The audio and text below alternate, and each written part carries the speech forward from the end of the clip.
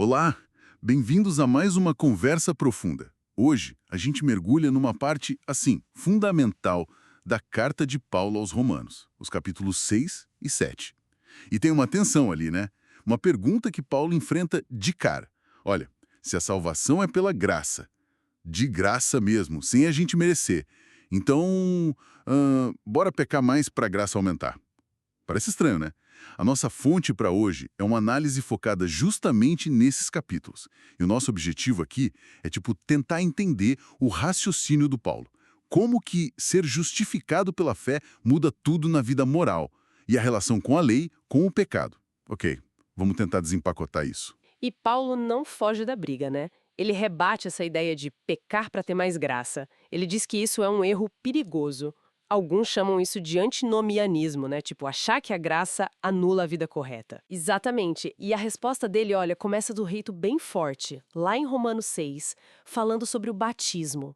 O fascinante para mim é que para Paulo não é só um ritual, sabe? É bem mais profundo. É uma união real com Cristo.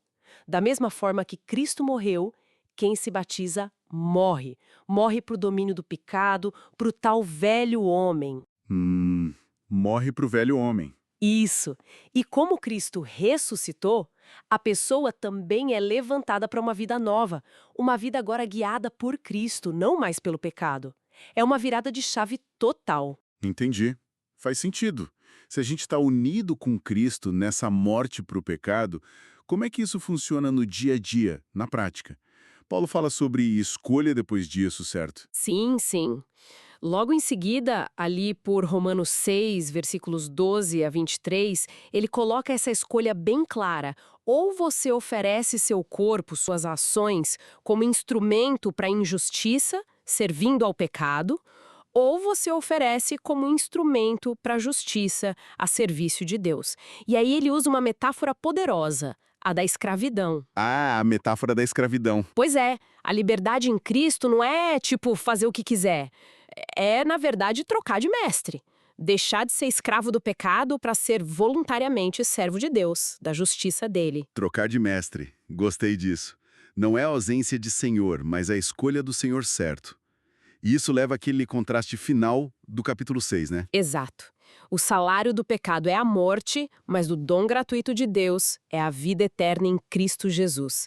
É direto ao ponto. E aí no capítulo 7 parece que o foco muda um pouco para a lei. E aqui a coisa fica, para mim, ainda mais interessante. Ele usa outra analogia, a do casamento. Isso mesmo.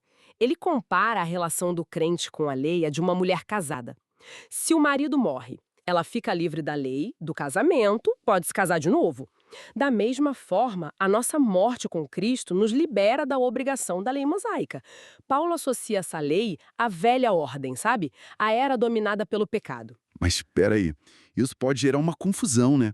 Porque o próprio Paulo diz lá em Romanos 7 mesmo que a lei é santa, justa e boa. Como algo bom estaria ligado a essa velha era do pecado e ser algo de que precisamos ser libertos? Ótima pergunta. É aí que está o pulo do gato do argumento dele. A lei em si é perfeita, reflete o caráter de Deus, mostra o que é pecado. O problema nunca foi a lei. O problema está em nós, na nossa natureza humana, que ele chama de carnal, vendida como escrava ao pecado. A lei, por ser espiritual e boa, acaba, na verdade, destacando a nossa incapacidade de obedecer por conta própria. Ela expõe a fratura. E é daí que vem aquela descrição da luta interna que é tão real para muita gente, né? Romanos 7, ali do 15 ao 23, a gente quase sente a angústia dele. Aquele, o bem que eu quero fazer eu não faço, mas o mal que eu não quero, esse eu acabo fazendo. É um retrato muito vívido dessa tentativa de agradar a Deus pela lei, mas sem conseguir, né? Falhando. Exatamente. Esse conflito todo serve para mostrar que o esforço humano, debaixo da lei, não é suficiente. O pecado é tão esperto, tão enganoso, que usa a própria lei, que é boa, para nos levar a tropeçar, para gerar mais transgressão e morte espiritual. Nossa, isso leva àquele clímax emocional no versículo 24, aquele grito: miserável homem que eu sou, quem me livrará do corpo sujeito a esta morte? É um fundo do poço ali, um reconhecimento da impotência. O depois vem a virada, a esperança. A resposta não está em nós mesmos, ele diz. Graças a Deus por Jesus Cristo, nosso Senhor. A libertação não vem do nosso esforço para cumprir a lei, vem da graça de Deus através de Cristo. E essa graça não só perdoa os pecados passados, mas dá o Espírito Santo para capacitar o crente a viver essa nova vida que ele falou lá no capítulo 6. Uau! Então, resumindo a ideia toda, ser justificado pela fé não é uma licença para relaxar na moralidade. Pelo contrário, é o fundamento para uma transformação real. Significa estar unido a Cristo, morto para o pecado, vivo para Deus. E, crucialmente, capacitado pelo Espírito. A luta interna pode até continuar, como Romanos 7 descreve, mas agora existe um poder novo, uma direção nova. Perfeitamente colocado. E isso, acho, nos deixa com uma questão importante para pensar, né?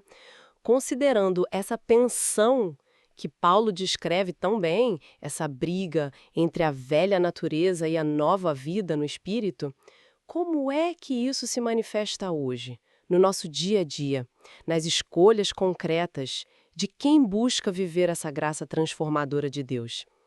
Fica aí a reflexão.